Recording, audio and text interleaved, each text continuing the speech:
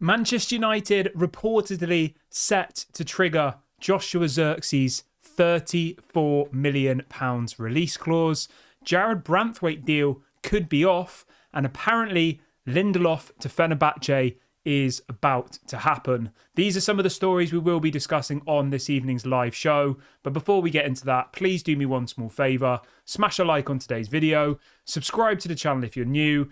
We are only 5 subscribers away from 34,500. So if you're watching this and you have not subscribed, then please do get involved. I am live every single day in the morning, in the evening, and if anything breaks during the day, I usually go live as well. So make sure you subscribe if you want to keep up to date with all of your latest Manchester United transfer news and talk. Right, let's start the show off with a bit about Lindelof then. So I mentioned this on the show a couple of days ago, but it's now starting to get picked up by some more verified journalists. I think that's the right word. And the headline is that apparently Fenerbahce are set to sign Victor Lindelof. Apparently the Fenerbahce president has been in the UK over the last couple of days holding talks. Obviously, we all know that Jose Mourinho is the current Fenerbahce manager. He's just been announced in, I think, what was it, last week, the week before? And we know that obviously Lindelof and Mourinho had quite a good relationship together, didn't they, at Manchester United? So, you know what? I wish Lindelof all the best. I think he's always tried his best, hasn't he? But I don't think he's that good of a player. He's 30 next month. Obviously, he's the captain for Sweden. He will go to Fenerbahce, and I'm sure he would do really, really well. But I don't think he's the level that we require. He's not as good as Martinez. He's not as good as Varane.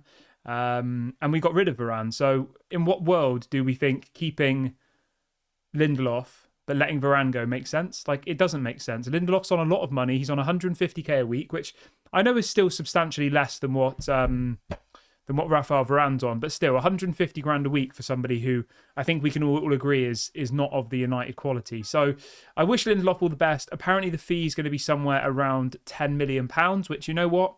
I have no issue with that whatsoever. 10 million plus add-ons. That's what I'm reading this evening. So, you know what, Lindelof, I wish you all the best. He played for Manchester United 259 times, which is a hell of a lot, you know? So fair play to him. Been here for 7 years. I don't really have anything more to add to it, but obviously you can let me know in the comment section.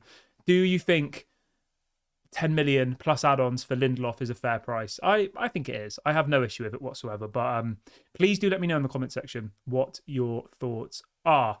Okay, let's move on to Jared Branthwaite then, shall we? Now, the headline coming out this evening from multiple journalists is that Manchester United are set to walk away from talks with Jared Branthwaite if there is no indication that Everton are willing to compromise over a transfer fee.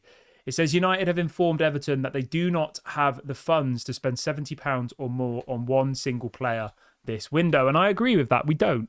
We need to be very clever with our money this season. And then we've got a story from Sky Sports saying the same thing, saying Manchester United are now unlikely to make a new bid for Jared Branthwaite unless there are reassurances from Everton that his price will reduce. It says United won't be drawn into a long-running saga over Branthwaite. If United feel there's no room for negotiation, they will move on to other targets, specifically Lenny Yoro. So this is coming out from Sky Sports this evening. I think Lenny Yoro would be an incredible signing. I think Lenny Yoro is a better player than Jared Branthwaite. He's only 18 years of age. He's unbelievable. Real Madrid want him for a reason, because he's quality. So I think I agree with Ineos 150% here. If Everton are going to be a bunch of jokers and try and expect 70 million for Jared Branthwaite, then we simply walk away. There are plenty of other options out there. Obviously, there's Lenny Yoro. We can't get Jean-Claire Todibo now, which is obviously frustrating. But yeah, I think Lenny Yoro is a much better option. And that is the deal I would go and get done. I think he has a release clause of 50 million. So I would personally much rather us spend 50 million on Lenny Yoro, pay his release clause, than spend the next 3 months negotiating with Everton to then have to give them 70 million, because that's what we always do. And Ineos don't want to do that again. They don't want to spend the next 3 months of the transfer window negotiating a fee for Branthwaite, and then it get to the end of August and then them just pay the full of 70 million anyway. Like, we'll look stupid, as we always seem to do. Paul says, could you not sign Todibo and not play him in Europe? I'm not sure, to be honest, mate. I don't know. I think them selling us the player would ban us from Europe. That's my understanding of it. So I don't think there's a way around it. Obviously, we can wait until next season.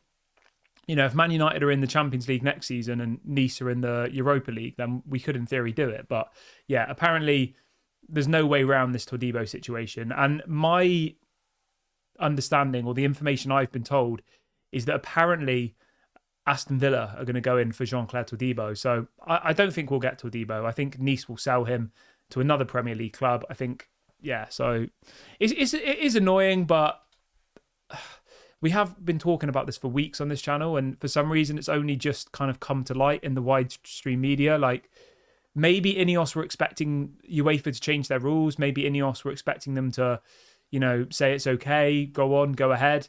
But apparently not. Now, I think it is stupid that we can't buy him for the fair market value. So say, for example, Aston Villa offer them 40 million for Todibo, right? Why are we then not allowed to pay 40 million for Todibo? Like, it doesn't create an unfair advantage. I understand it if we bought Todibo for like 1 million. That would obviously be unfair, wouldn't it? Because, do you know what I mean? Like, that's what I don't understand. Why are we not allowed to match somebody else's bid? So, yeah, like if Aston Villa come in and say, we'll give you 40 million for Todibo, why can't Manchester United enter the race and say, we will give you 40 million? Because that clearly shows that's his market value. I can understand, like with Newcastle, and they were selling players to Saudi, and they had to get a external board to come and monitor the signings. I think it was St. Maximum, wasn't it?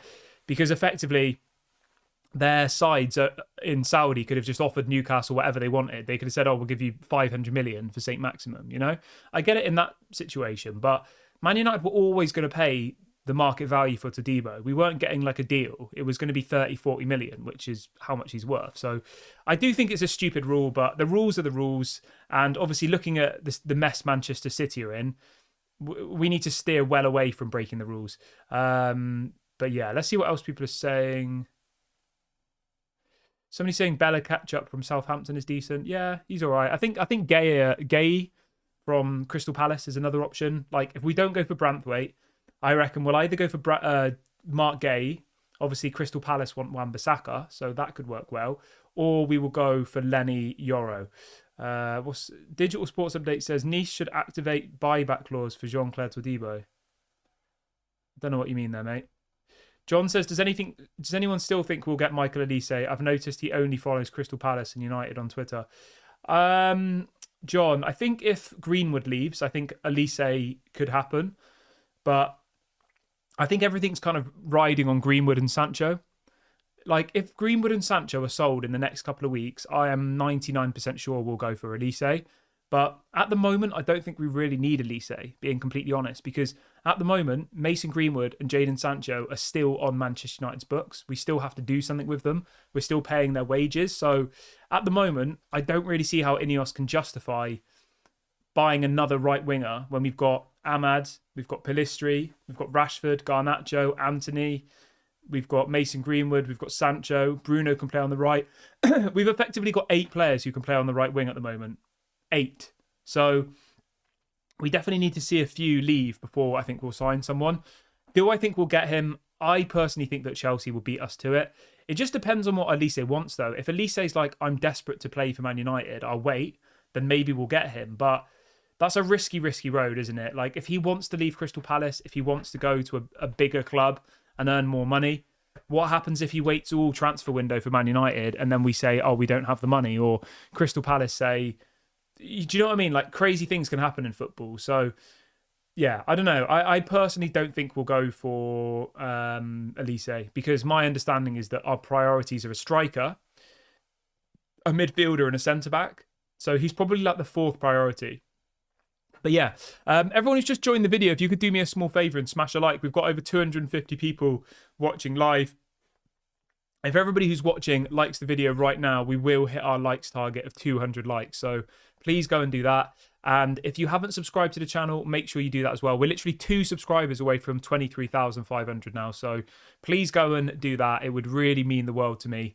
We're constantly growing, and new milestones are being hit. So if you are able to like and subscribe, that would obviously be massively appreciated.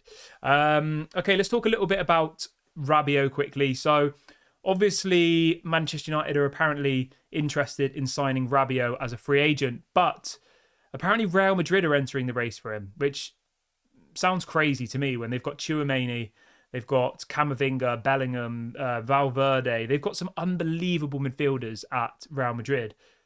It just shows how a top club like Real Madrid can just strengthen and strengthen and strengthen and strengthen.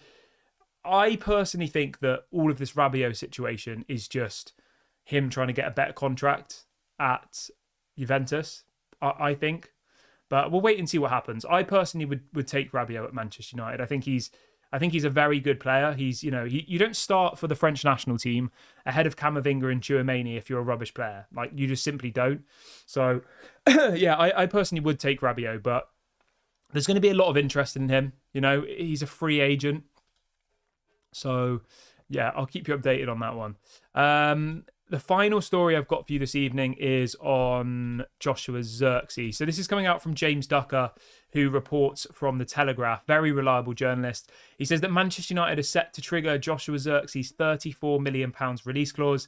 He says United are now in advanced talks with the striker's agent, and while they maintain they have other options as well, there is serious interest in bringing Joshua Zirkzee to Old Trafford. So it looks like Joshua Zirkzee will probably be our first signing of the summer, I reckon. And I welcome it. I think he's a quality player. I think he offers way more, not way more, he offers a different style of play to Rasmus Højlund. And I think they'll really, really complement each other. So I'm really excited about Joshua Zirkzee. I think £34 million is a really, really good deal. The deal is not done yet, but Manchester United are apparently set to trigger his release clause. They just have to agree on the agent fee and the wages. So obviously I'll keep you updated on that one. I'm only doing a short show tonight because obviously England are playing in 7 minutes. So I'm going to go and watch the England game. Let me know in the comment section how happy you are with Joshua Zirkzee. Let me know what you do with Jared Branthwaite, and also let me know if you want Adrien Rabiot. I'm going to wrap the video up here, guys. I'll be back at 11 a.m. tomorrow morning. Obviously, there won't be any more videos now because the England game is going to be on. Have a great evening, everybody. Please like, please comment, please subscribe. This has been Daily Red Devil, and have a great night.